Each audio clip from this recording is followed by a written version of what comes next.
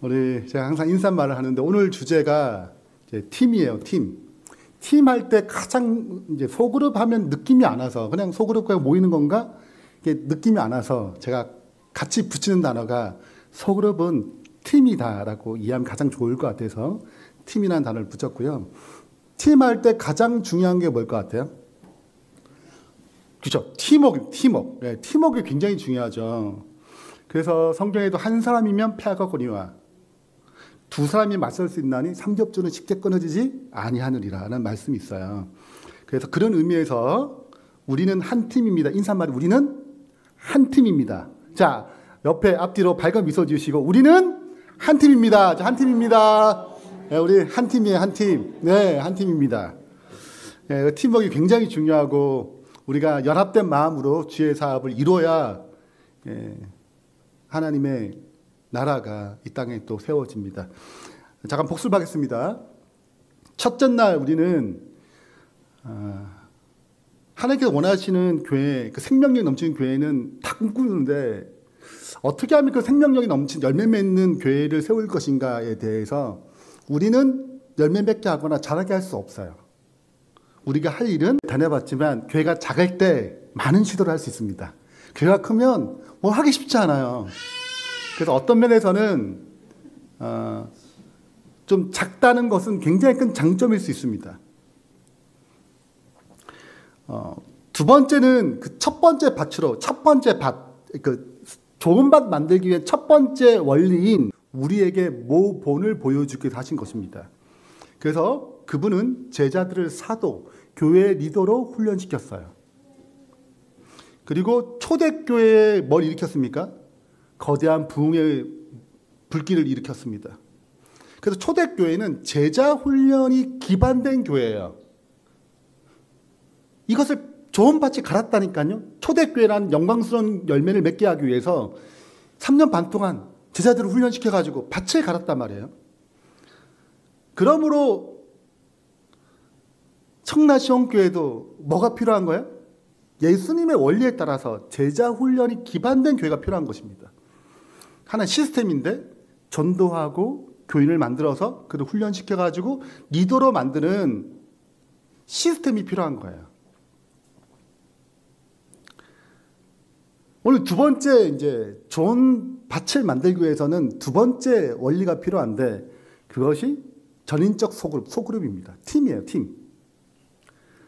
그럼 예수님께서 이 땅에 오셔서 하신 일 중에 하나가 또 뭐냐면 팀을 만드는 거예요.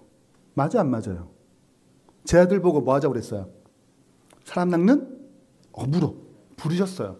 뭐가 되는 거예요? 한 팀이 된 것입니다. 왜 팀이 왜 중요할까요? 왜 소그룹이 왜 이렇게 중요할까요?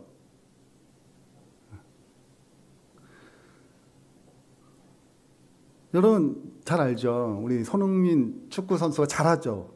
우리나라의 축구 선수 중에 역대로 최고로 잘하는 선수 중에 한 명입니다. 혼자 뛰나요? 축구를? 11명이 뛰잖아요. 골키퍼가 필요해요? 필요해요. 한 명이 아무리 잘해도 축구는 절대 이길 수 있는 거 아니에요. 팀워크가 좋을수록 축구는 어떻게? 승리하기 좋은 것입니다. 여러분 건물을 짓는데 혼자 지어요? 합쳐서 짓는 것이 훨씬 더 낫죠.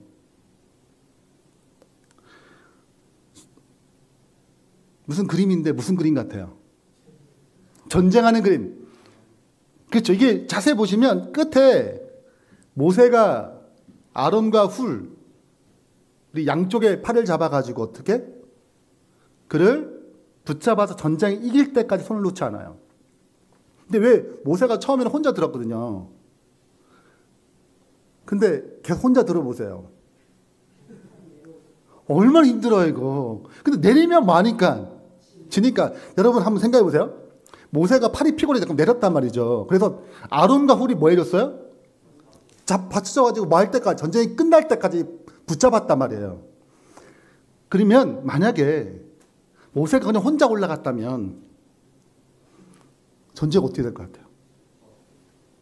그게 성경은 굉장히 영감 있게 기록한 것입니다. 이 영적 싸움의 승패가 실은 여호수아의 자리도 굉장히 중요하지만, 현장도 중요하지만, 모세가 손을 들고 하나님 의지한 자리 굉장히 중요한데 여기 혼자 두지 않았다고요. 아론과 훌이 거기 같이 있었습니다. 붙잡아줘서 이겼어요. 팀으로 이긴 거예요. 그래서 혼자보다 팀으로 일한 것이 훨씬 좋은데, 이제 이게 내용이 많으니까 핵심만 얘기해 볼게요. 첫 번째는 서로 도울 수 있어요.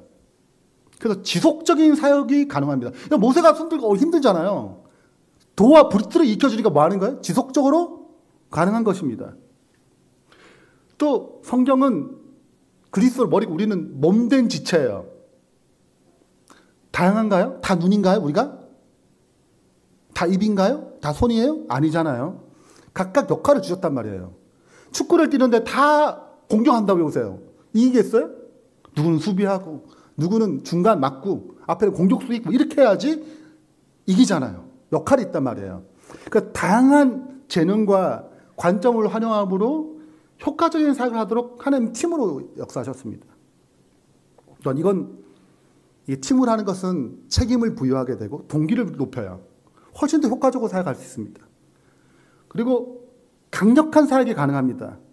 모세가 아론과 훌이 같이 붙잡았으니까 전쟁 이겼잖아요.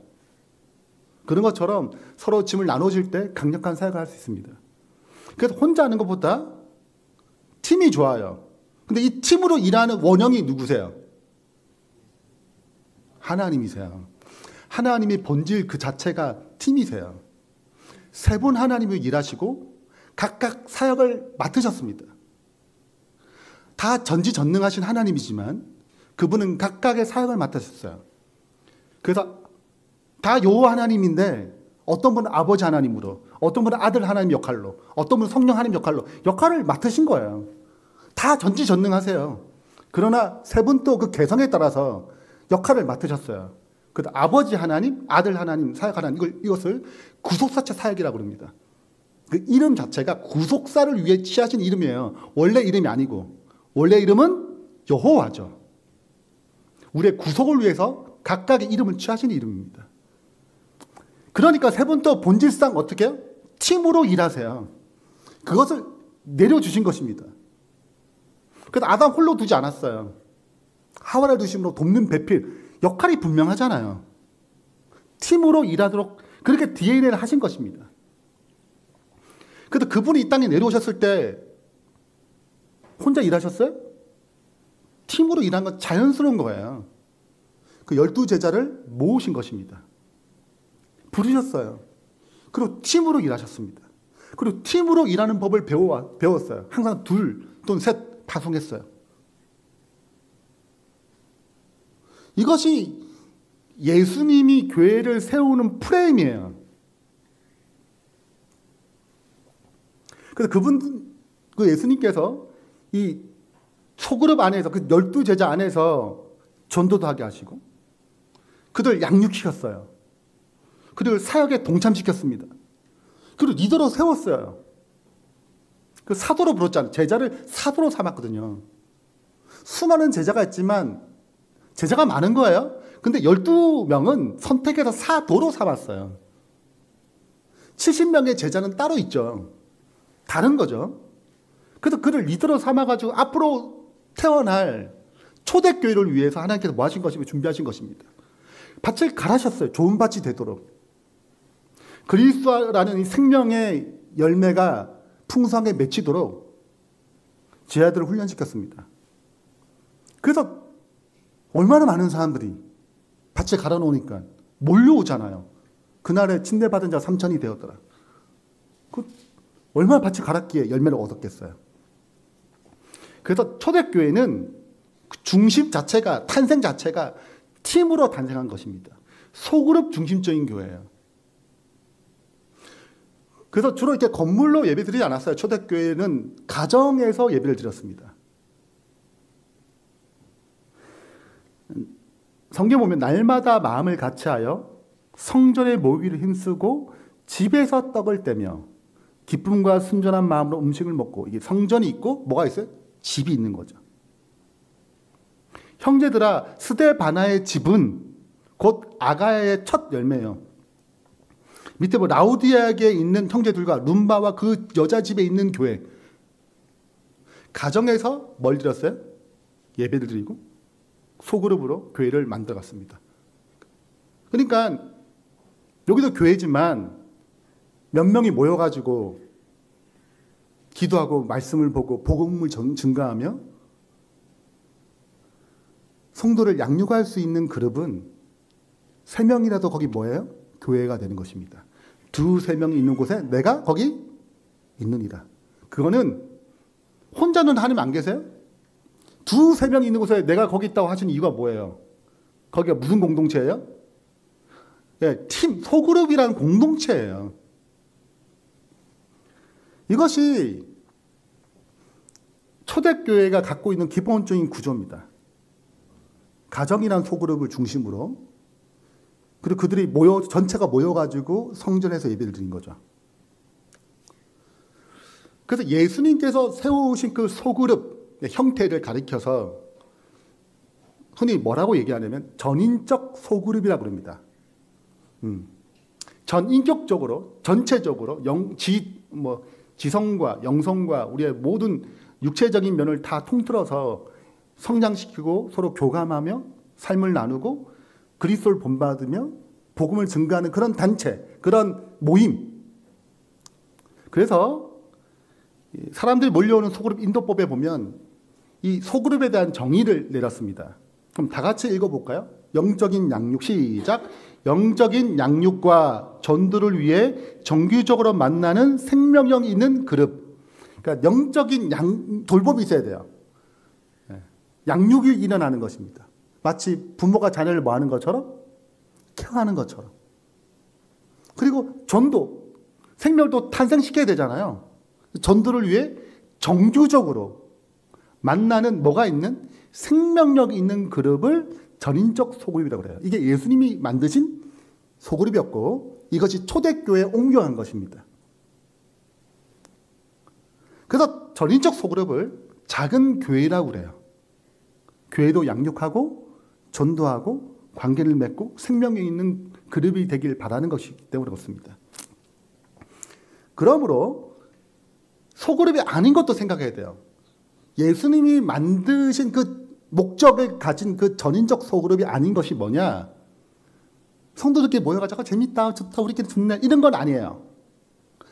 사교적 모임은 좋은데 뭐는 아니에요? 전인적 예수님이 만드신 소그룹은 아니에요. 파당적 모임, 이거 가장 싫어하시는데 끼리끼리 폐쇄적이에요. 우리끼리만. 이걸 파당적 모임이라고 하는데 이것은 전인적 소그룹이 아니에요. 가끔 교회에 보면 이런 분들이 있어요. 우리는 좋아요. 딴 분들이 못 들어와요. 우리가 너무 좋으니까. 네, 굉장히 폐쇄적인 그룹입니다. 세 번째는 성경 공부 위주의 모임이에요. 우리 성경 공부 너무 좋다. 이거는 뭐가 아니에요? 전인적 소그룹, 예수님 만드시는 소그룹이 아니에요. 성경 공부가 있어야 돼요. 사교도 있어야 되죠. 네. 근데 전도와 양육이 빠진 소그룹은 그분이 만드신 소그룹이 아닙니다. 기도는 굉장히 중요하지만 우리 중보 기도하시 모입시다 좋아요. 근데 뭐건 아니에요? 전인적 소그룹이 아니에요. 기도는 포함되지만 그분이 만드신 소그룹은 아니에요.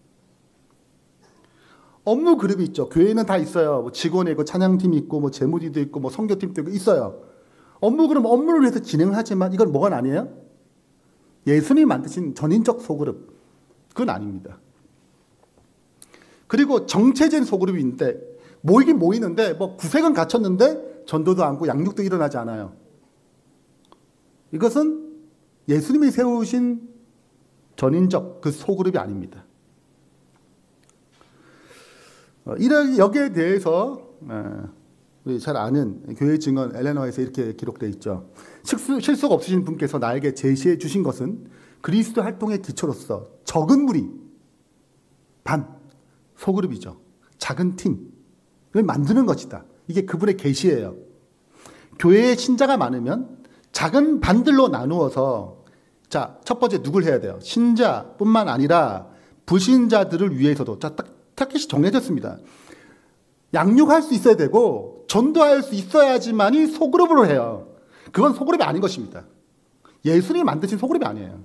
이 두 가지 기능이 있어야지 예수님이 만든 DNA를 가진 소그룹이구나. 초대교회 가지고 예수님이 그렇게 만드신 그 소그룹을 구현하는 것이 예수님께서 이 땅에 시스템으로 내려진 방법이에요. 조직적인 거죠. 조직적인 방법이에요. 한 곳의 진리를 아는 사람이 두세 사람밖에 없을 경우에도 두세 사람이 최소 단위예요. 그들로 뭐 하라고 그래요? 팀을 형성해가지고 일하게 하라고 그런 것입니다. 목회자가 의존적이 않은 거죠. 예. 여러분, 이게 단임 목회자는, 이 단임 목회자 제도는 엘렌 화이트가 굉장히 반대했습니다. 또 기회가 있으면 말씀드리겠지만, 원래 그 의도가 아니에요. 목회자 의존적인 것을 주지 않았습니다. 자, 그래서 전인적인 교회는, 소그룹은 작은 교회의 모습을 지닌다라고 생각하면 돼요.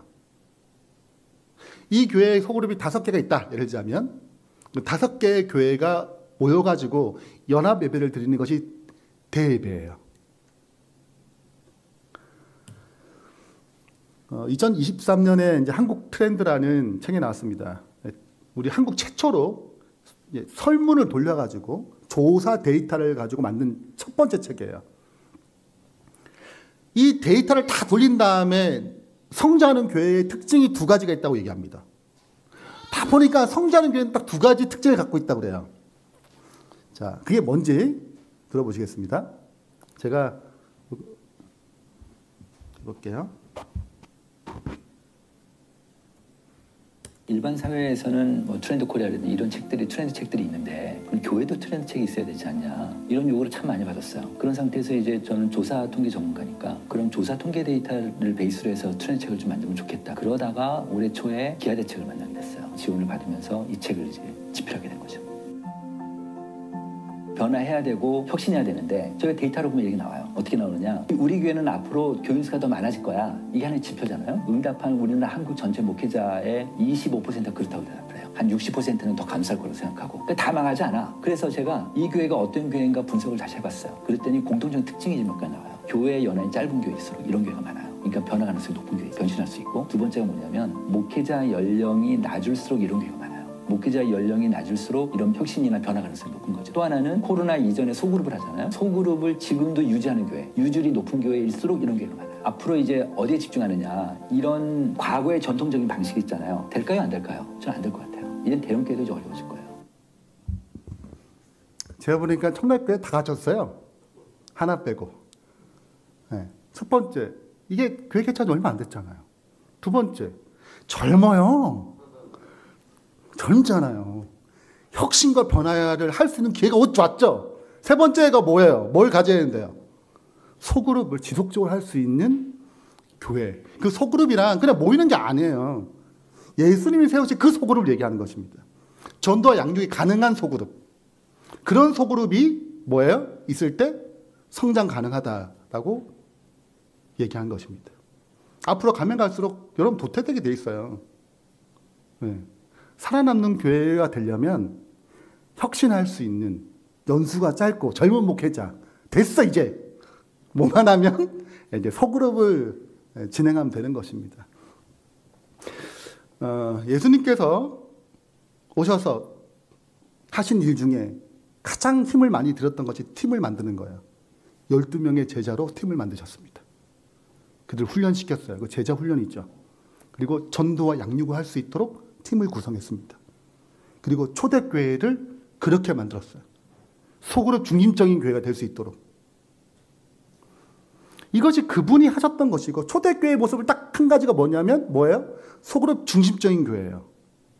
자, 그래서 1번과 2번을 합치면 제 첫 번째 어제 배웠던 것과 이것을 합치면 초대교회는 제자 훈련이 기반된 소그룹 중심적인 교회가 디자인입니다. 그 내용이 어떻든 간에 어떤 교재를 쓰든 뭐 하든 간에 이 디자인을 갖고 있다는 거예요. 정통적인 교회는 그렇지 않아요. 여러분, 이게 목회자 의존적인 교회는 어디서 만들었냐면 카톨릭에서 만들었습니다. 전에는 그렇지 않았어요. 카톨릭이 로마로 체제, 로마의 국교를 만든 다음부터 다 없었어요. 그러니까 단일 목회자, 건물 중심적인 시스템은 천주교에서 받아온 것입니다. 바뀌어야죠. 원래 성서적으로. 단순히 진리만 아니고 구조적으로 진리를 따라야죠. 그래서 성경을 보니까 이렇게 돼 있더라고요.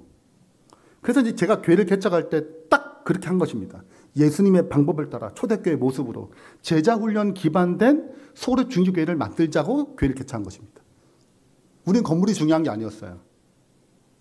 이 DNA를 가진, 이 성서적인 DNA를 가지면 좋은 밭을 만들면 뭐 할 거라고 믿었어요. 열매는 그분이 주실 거 믿은 거예요. 그래서 삼중 열린교회를 개척했고, 교회 건물 없어요.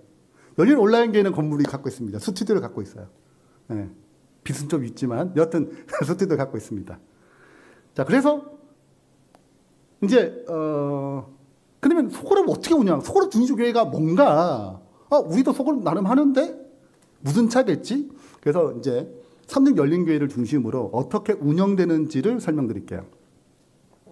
자, 삼중 열린교회 이제 소그룹 시스템은 다음과 같습니다. 가장 중심이 뭐냐면 목장이라고 그래요. 전인적 소그룹을 너무 많이 쓰니까 우리는 목장이라는 이름으로 바꿨습니다. 이 목장은 전인적 교회고 전인적 소그룹이고 작은 교회 역할을 해요. 반드시 전도와 양육으로 훈련받은 제자 훈련을 해가지고 전도할 줄 알고 양육할 수 있는 분들이 핵심 포인트 들어가 있습니다. 그래서 이렇게 모여요. 금요일날 현재는 4개의 목장과 안식일날 오후에 하는 2개의 목장이 있어요. 총 6개죠. 네. 자, 이렇게 이제 전도와 양육을 위해서 같이 모여요. 모여서 나중에 좀 설명하겠지만 식사도 하고 이제 나눔을 갖습니다. 그러면 이제 구도자가 있거나 또 양육할 사람이 있거나 방문할 사람이 있으면 상시로 뭐가 이루어지냐면 전도 소그룹과 양육 소그룹이 나눠요. 여기서 파생된 거예요.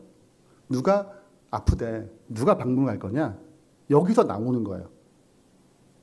팀이. 누굴 전도할 거냐, 누가 가르치면 좋겠다, 누가 붙을 거냐, 반드시 최소 2명이 붙어야 되거든요. 한 영혼에. 그러면 그걸 때 배정받고 만납니다. 그러니까 상시로 전도하는 것과 또 줌으로 하기도 합니다. 그리고 양육을 하고 방문도 가고 그래요. 네. 목회자가 필요한 경우는 목회자에게 제시합니다. 목사님, 이 부분은 저희는 안 되고 목사님이 꼭 같이 가줘야 돼요. 그러면 목사님이 같이 따라갑니다. 목사가 다 어떻게 성별을 다 알아요. 우리가 이게 이제 진행해보면 이렇게 다 아는구나. 모든 교우님들의 상황을 다 알 수 있습니다. 실은 목회자가 다 몰라요. 여러분 상황을 다 어떻게 알아요? 맨날 설교밖에 얘기를 못하면. 어쩌다가 방문해가지고 개인적 얘기 듣지 않은 이상 실은 못해요. 그 모든 필요를 알 수가 없어요. 상시로 운영되는 것이 있고, 그 다음에 안식일날 우리 연합 예배라고 그래요. 연합. 이 교회가 모여서 함께 드리는 예배라고 그래요. 안식일 예배를 연합 예배라고 그러고 연합 사역을 합니다.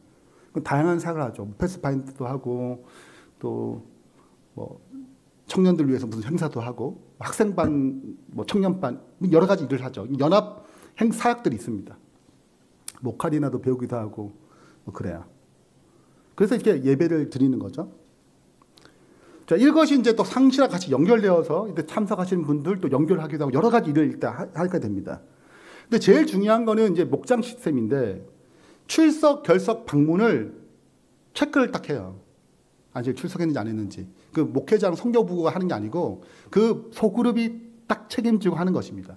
멤버들을. 누가 안 하는지, 왜 안 하는지, 방문 가야 되는지, 안 하는 가야 되는지. 네. 그 구도자를 케어를 어떻게 해야 되는지, 여기 누가 가야 되는지, 이걸 다 혼자 하지 않고, 혼자 결정하지 않고 반드시 팀으로 해요. 팀. 혼자 생각하는 것보다 여러 사람이 생각하는 것이 훨씬 더 나아요. 혼자 천재보다 몇 명의, 뭐 4-5명 같이 협의한 것이 훨씬 더 탁월한 전략이 나옵니다. 그러므로 항상 팀으로 같이 이야기하고 같이 협의하고 어떤 결론을 도출해요. 이거를 이제 일주일에 이제 목자들 이제 6개 자들가 있을 거 아니에요? 리더가 있거든요. 리더들이 다 모여가지고 일요일 날 밤 9시 한 30분 정도 합니다. 모여서 각 목장의 상황을 얘기하고 구도자를 얘기하고 상황, 특별히 중요한 상황들 얘기해요. 그렇게 해서 그 다음에 이제 체크가 되면 그 주에 사역들이 분배됩니다. 그리고 사역을 진행해요.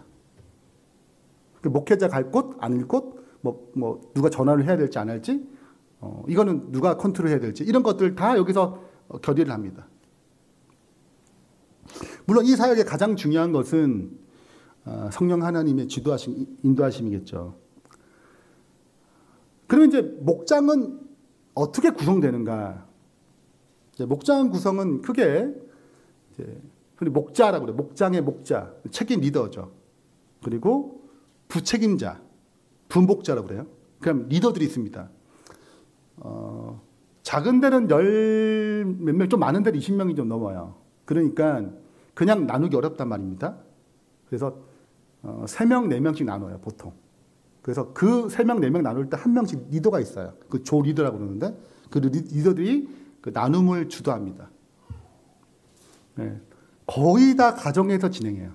금요일 날 모이지 않습니다. 다 가정에서, 가정이 오픈해가지고 그 가정에서 예배를 드리거든요.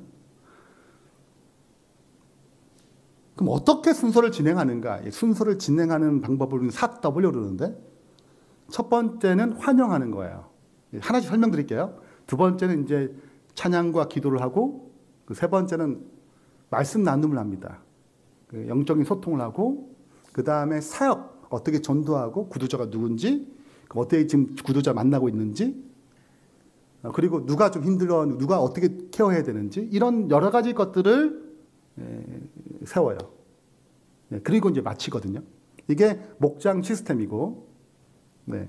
보통은 뒤에 사역을 하지 않는데 사역을 하지 아니하면 이게 제대로 작동이 안 됩니다. 그래서 반드시 사역 나눔이 있어야 돼요. 자, 첫 번째 웰컴부터 시작하겠습니다. 웰컴을 이제 시간적 예를 하면 이제 금요일은 식사를 해요. 안식을 오늘 식사를 하지 않거든요. 이제 다과만 하죠.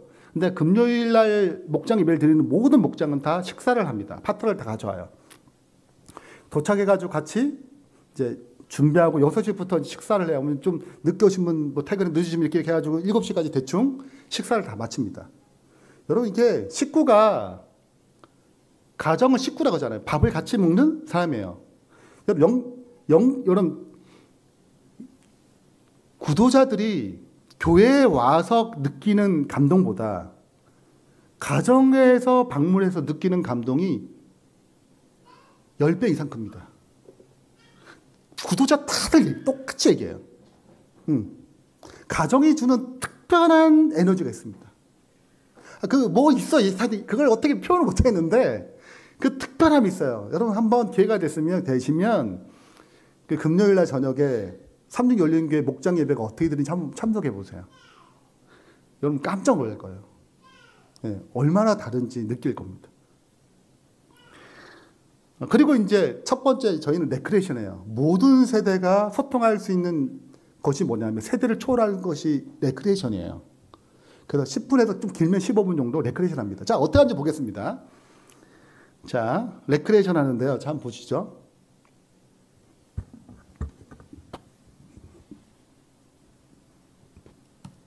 아닌데. 말 없는 말?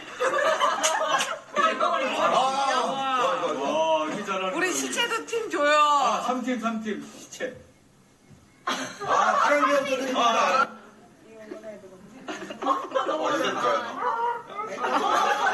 저분이 장모님이세요. 왜 앉으세요? 여기 앉아야겠어. 여기. 아니야. 들어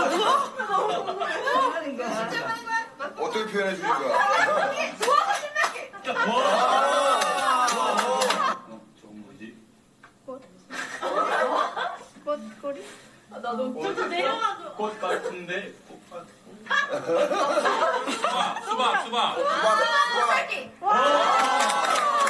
이거. 도끼. 네. 넘어가려고.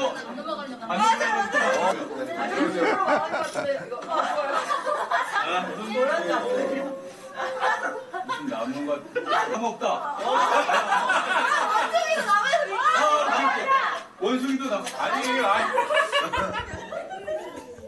네, 뭐 이렇게 하는 것입니다. 네. 자, 이렇게 하는 중요한 이유 중에 하나는 여러분 구도자가 딱 들어 얼마나 어색해요.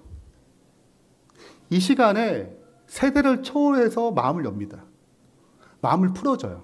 식사할 때도 풀어주지만 또 이때 세대를 초월해서 같이 웃고 즐기거든요. 이 짧은 시간이 여러분 그래서 이 레크레이션 문화가 좀 발달될 필요가 있어요. 세대를 초월해서 마음 문을 열고 또 즐겁게 하고 또 복음을 쉽게 받아들이는 좋은 이게 방파제 역할을 또 합니다.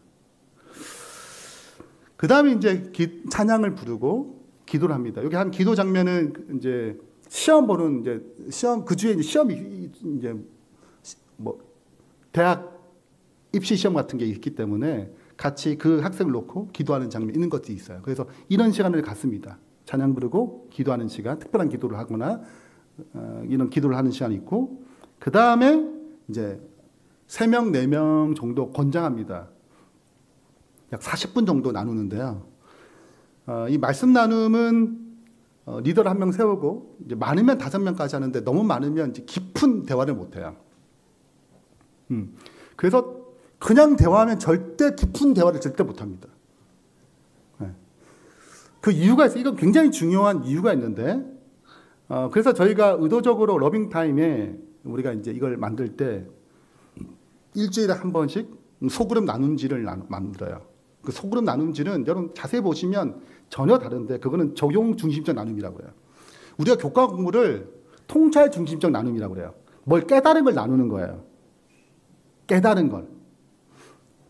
그리고 설교도 적용 중심적 적용도 하지만 통찰을 많이 하거든요. 이런 깨달음이 있다. 그럼 이제 적용하죠. 근데 이 적용 중심 나눔은 이 대화 중심의 자체가 내 삶에 적용한 걸 얘기하도록 되어 있습니다.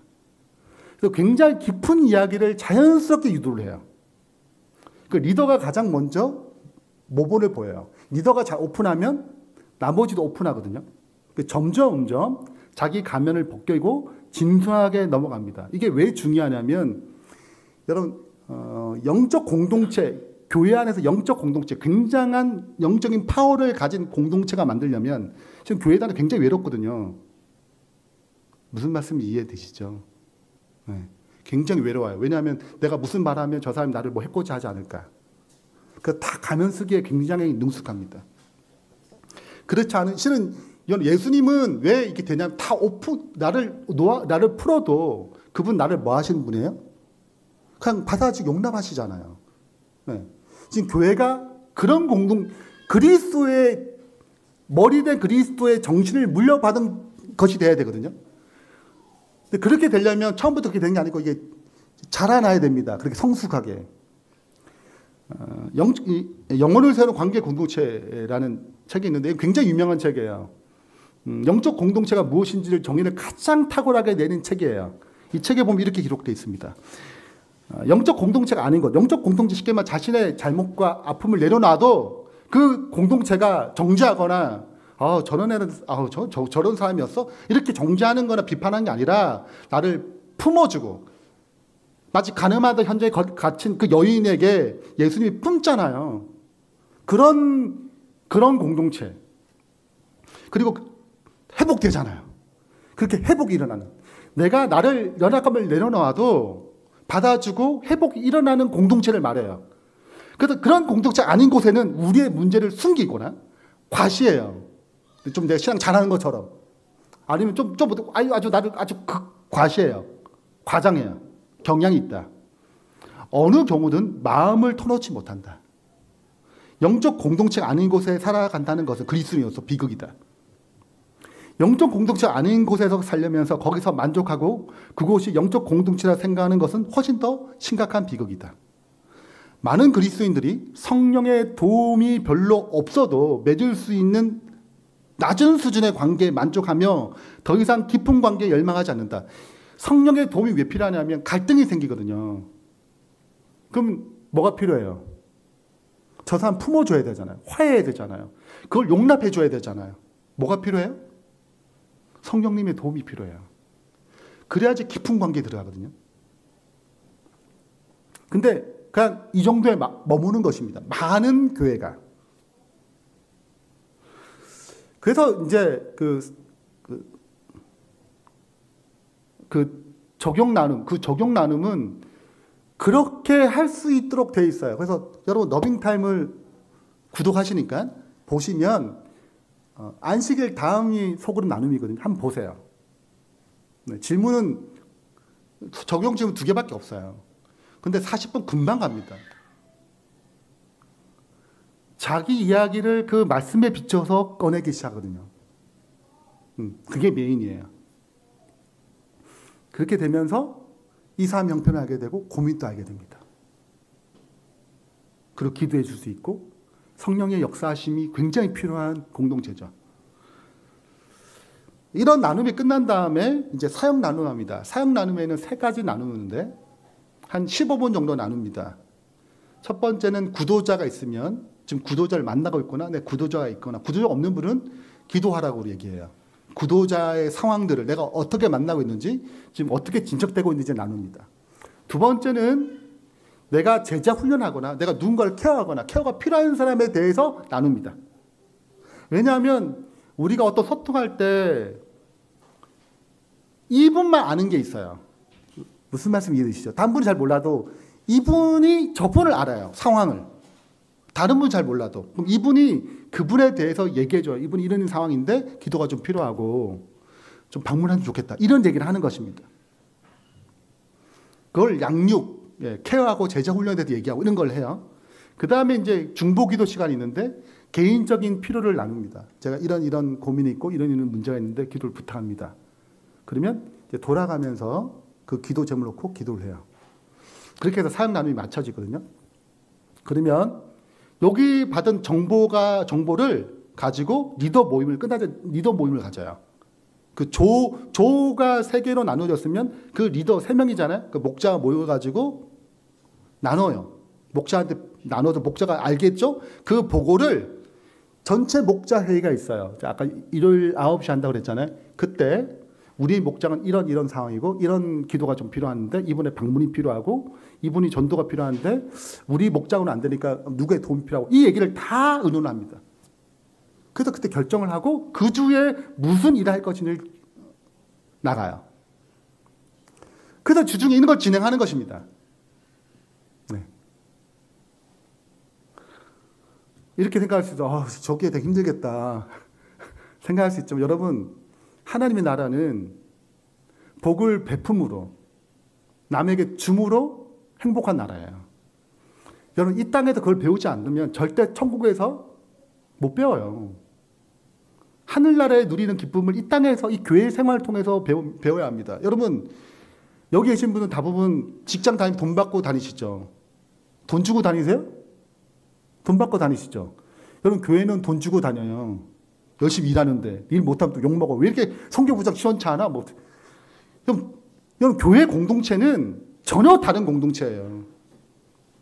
개념 자체가 다른 것입니다. 왜냐하면 하나님의 나라의 디자인으로 됐기 때문에 이곳에서 봉사함으로 남을 섬김으로 기쁨을 누리는 것이 행복임을 배우는 것이거든요. 그래서 교회의 디자인은 다른 것입니다. 세상과 달라요. 그래서 이곳에서 하나님이 누리는 하늘나라가 누리는 천국의 개념을 배우지 아니하면 기쁨을 배우지 않으면 어디서 배우겠어요?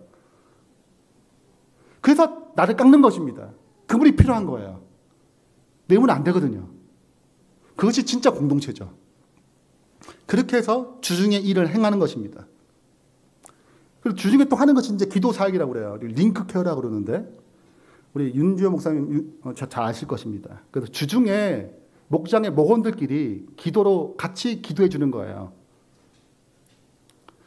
근데 이제 내가 기도해 줄게 하고 하면 잘 모르잖아요. 못 느끼잖아요. 내가 장로를 위해 기도합니다. 칠성을 위해 기도할게. 그러면 기도해 주세요. 하겠지 생각하지? 모르잖아요. 그래서 일주일에 한 번 이상 내 기도 링크한 그분에게 2명, 3명 하거든요. 뭐 많으면 4명까지 하는데 이게 서로가 연결해가 서로를 기도해 주는 거예요.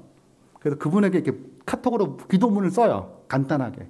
집사람 오늘 기도 제목 이거였지 않냐고. 그러면 이걸 위해서 기도했다고 집사님 힘내시라고 이렇게 카톡으로 문자를 받아요. 이렇게 문자가 쭉 오는데 이제 피드백 많으니까 피드백이 있어요. 피드백을 좀 몇 개 읽을게요.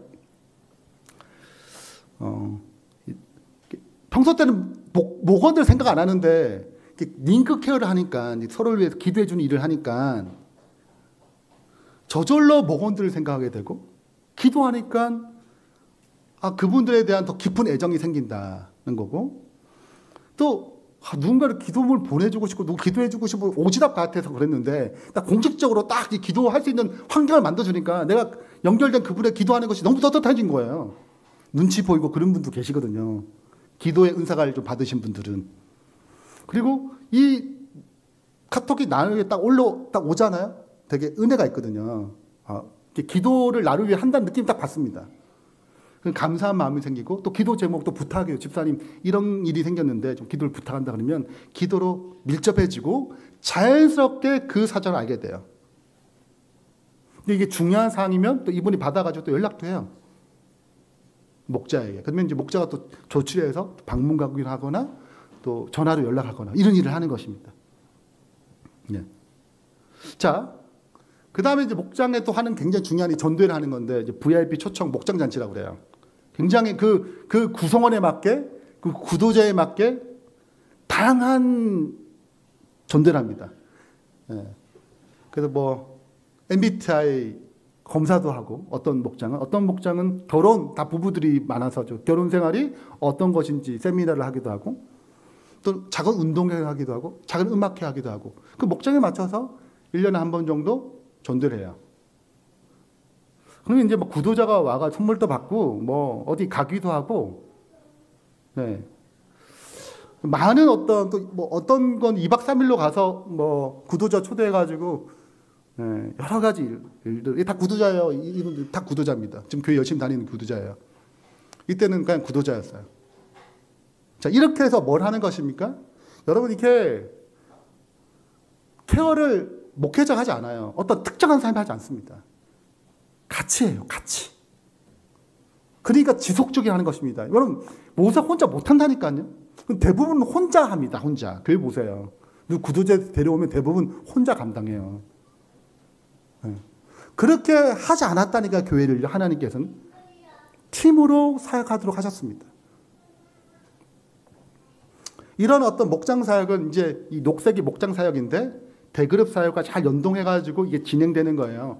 그러니까 이게 선교 달력인데, 딱 2월 되면 이 선교 달력 완성이 됩니다. 완벽하게. 네. 그래서 이걸 딱 보면 우리 교회에 무슨 행사가 있고 뭘 해야 되고 어떤 연결해야 되고 지금 뭘 해야 되고 이걸 한눈에 볼 수 있어요. 전 교인이. 네. 그래서 같이 교회를 만들어가는 것입니다.